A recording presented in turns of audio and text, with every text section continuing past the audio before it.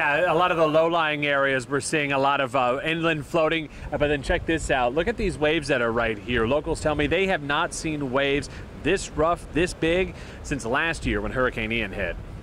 The waves came crashing into Englewood Beach on Wednesday afternoon. Long after and far away from the brunt of Idalia's force, the island community was still facing impacts. I didn't expect them to be this big since it was pretty far, but the water's circulating a lot.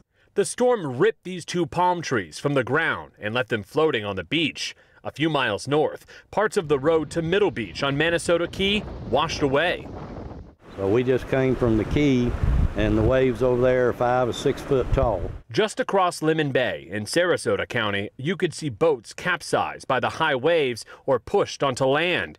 Danny Fusen had an unexpected visitor in his backyard. His neighbor's pontoon boat floated up and over the seawall.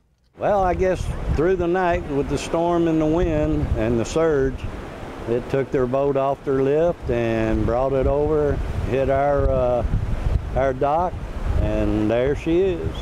Normally this is a calm area on the Sarasota-Charlotte County line right by Lemon Bay, but right now you'll see those raging waters that are coming in. The biggest threat all along was storm surge and flooding, and we are seeing that right now as the water from Lemon Bay has come over the seawall here and has flooded this parking lot, flooded this street, and flooded this Veterans Pavilion that's right next to us right here in Old Englewood. But everyone agrees this storm was nothing compared to what this community faced last year with Hurricane Ian. Oh, much better than Ian, no comparison.